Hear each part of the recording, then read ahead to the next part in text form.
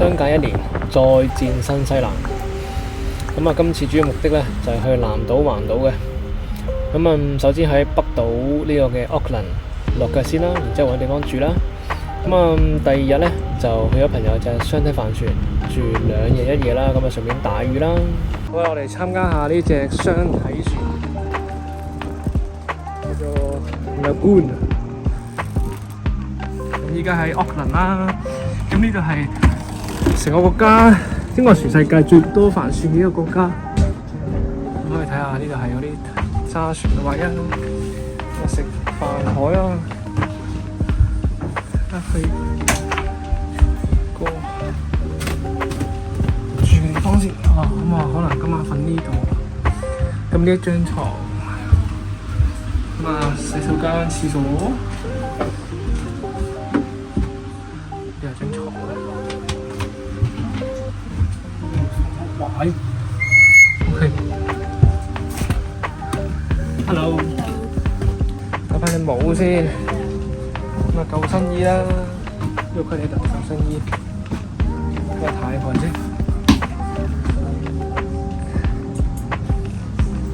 羊馬喎呢個。哇！呢度收費㗎。勁巨型呢個。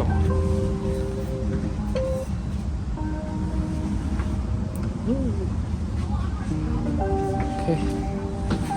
呢一個 SUP 喎。咁啊，有人打魚啊，魚槍，跟住嗰個 diving bag。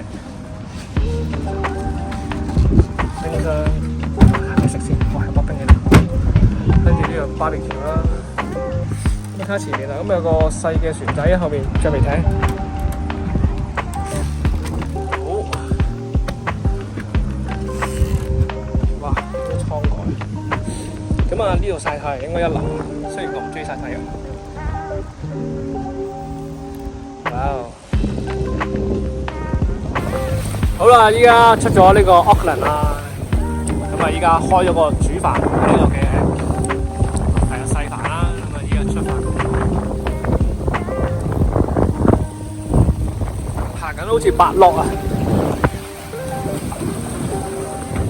呢個食嘢飯台啦，船長上面揸船啦。咁啊，下邊有3間房，個細船仔。哇！有饅頭食啊！好啦，依家落錨啦，依家。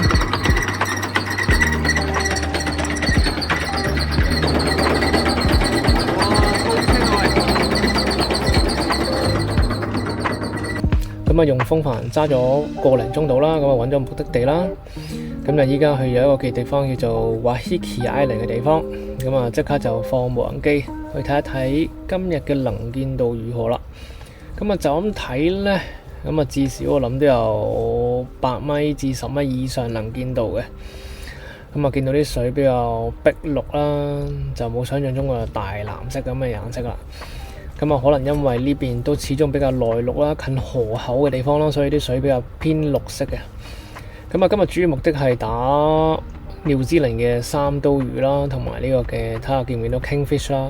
咁呢邊最常見嘅鯊魚就係叫 bronze 嘅一個鯊魚啦。咁啊，最大可以生到成3米幾4米長度啦。咁啊，特別要小心呢一種鯊魚啦，因為打咗魚之後咧，佢一聞到血腥味咧，就會即刻衝過嚟搶你啲魚食啦。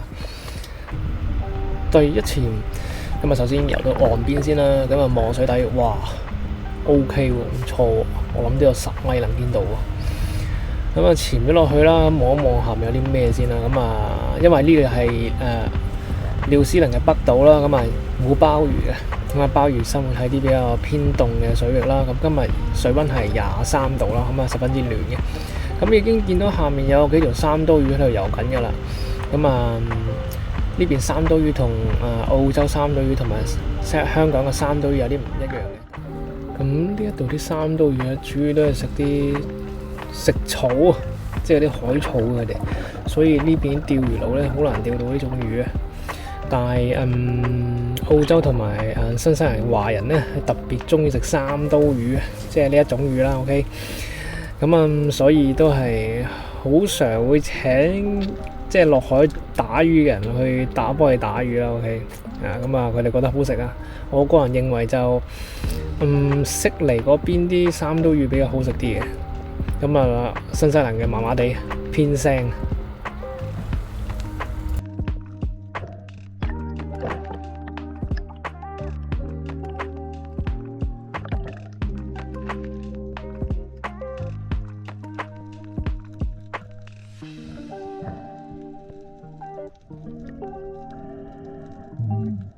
又發現目標魚啦，又係另一條三刀魚。咁啊，佢唔係好點喐嘅，因為始終呢邊啲魚就冇得點見到人啦。始終呢度地大人稀，咁啊慢慢嚟都唔急嘅其實。同埋一定要打大嘅三刀，因為佢呢邊有規定，限定咗幾多 cm 至幾多 cm 先可以打。咁啊超過某個 cm 係唔俾打。咁呢個啱啱好咧就夠尺寸嘅。係啦，咁啊上岸都會有量喎，咁啊慢慢喺後尾隨啦，跟住佢啦，咁佢擰翻轉頭嚟，咁啊冇計啦，咁啊一槍搞掂咗。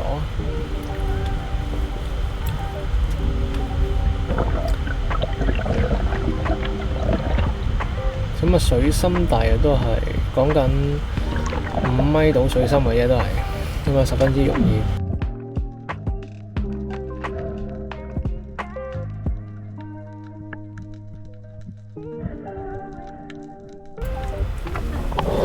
咁打大魚咧，咁啊見到島上面有個海鷗 BB 喺度啦，咁啊好奇走去望一望。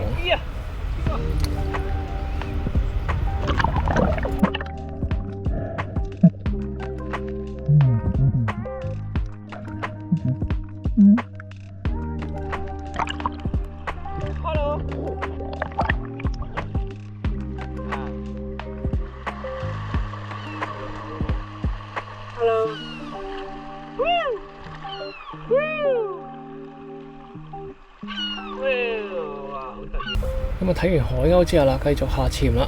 咁啊見到呢度啲珊瑚其實都幾靚嘅，其實咁啊好多海膽啦。咁啊依家仲未係當造時候啊，咁啊所以海膽未必太肥，因為依家係Auckland嘅夏天。咁啊冇乜大魚呢度，咁啊上返嚟啦。咁啊當我游到去最前面嘅時候咧，咁啊竟然俾我見到一群呢度所謂嘅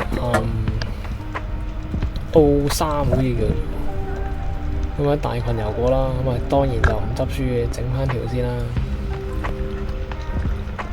咁啊之後佢會變成點咧？咁啊上船之後，啲人同我講話呢條魚原來唔好食嘅，咁啊最後變咗魚嚟。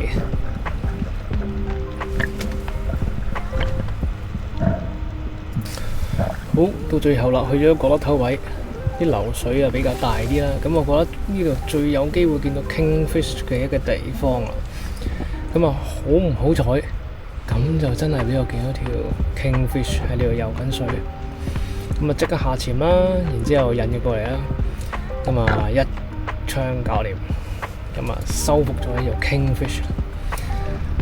咁啊有得俾佢放線先啦，因為始終驚拉爛嗰啲肉啊，所以唔可以夾硬扯佢，有得佢俾佢游一陣先，等佢冇乜力嘅時候咧，先將佢收起上嚟。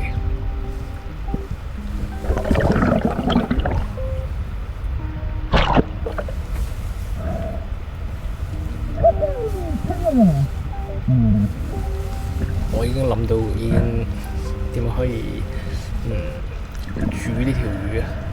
咁啊，主要都係刺身為主啦，或者係煎佢啦。我都諗唔到咩食法啦。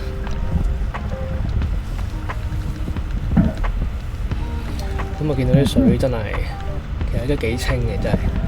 咁啊，佢有另一個地方叫做 Great Barrier Island。咁啊，嗰度啲水再清好多，同埋啲水好藍。咁啊，打完呢條魚之後咧，唯一我覺得最擔心嘅咧就係鯊魚嘅出現啦，即係當時會突然之間走出嚟搶條魚食啦。因為始終我打完啲魚之後咧，一般都會即刻就 Q 佢啦，然之後即刻就放血啦，保持魚嘅新鮮啦。咁啊，真係俾我見到條鯊魚當時喺我隔離出現，俾佢嚇一嚇，即刻哩嗱嗱將條魚穿起佢上橡筋，即刻游開游埋岸邊，等佢唔好追住我。每一次打完啲即係比較好食嘅魚啦，其實啲鯊魚都幾正嘅。佢一聞到啲好食嗰啲魚嘅嗰啲血味咧，就會走埋嚟望一望你咁樣樣。咁當然啦，越大條嘅鯊魚咁咪梗係唔驚你啦，直情係走埋你側邊度，想即係如果你驚即係見到你唔喺度，或者係即係覺得你好渣，佢就會真係衝埋即係搶你啲嘢食啊！所以啊，即刻就攞住啲嘢，攞住抽魚，咁啊即刻游埋岸邊啦，咁啊有咩事啊即刻跳上岸，魚都唔要啊！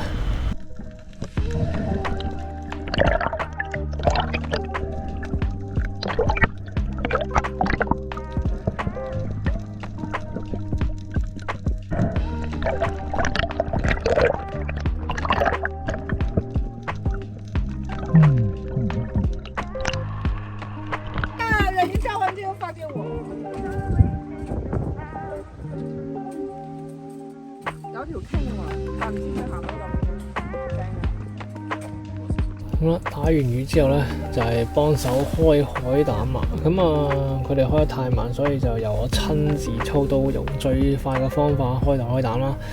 咁啊，首先要工具就係一把鉸剪同埋一個匙羹，咁啊細匙羹啦，咁啊剪開佢啦，分開半啦，然之後將入邊所有嘅雜不甩嘅嘢撩晒出嚟，抌晒入嗰盆水入邊，好似咁樣樣。然之後見到粒肉咧，其實都幾大粒嘅。咁啊，你諗下，依家仲未係當造，當係當造嘅時候咧，咁佢粒肉咧，其實咧係巨型嘅海膽肉嚟嘅。咁啊，撩晒出嚟啦，然之後就嗰啲殼咧就抌翻落海度啦。咁啊，即係啷幾下啲海膽肉咧，基本上就已經食得噶啦。咁啊，十分之鮮甜啊！喂，人生第一條 snapper 喺紐西蘭打嘅，35cm。耶！好，咁啊，依家食呢個嘅 snapper 嘅刺身啦，即係鯛魚刺身。咁啊，分開兩片啦，即係好似鬼佬咁樣 fillet。咁啊，印乾佢，然之後就起皮起肉，跟住就可以刺身。咁啊，最緊要就係一定要起皮啦。咁啊，慢慢用隻手嘅力度同埋刀嘅固定佢啦，然之後扯塊皮出嚟，咁啊成塊皮就可以起到噶啦。咁啊，一塊乾淨嘅肉咁啊出現。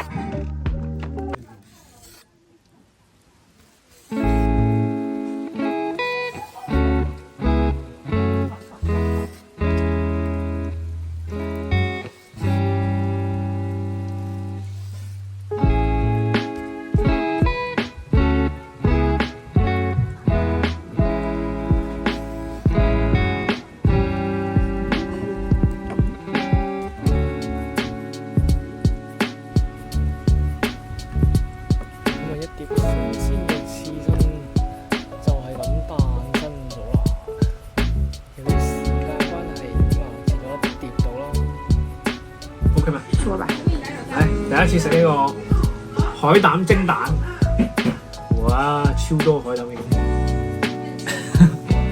跟住有個 snapper 嘅刺身，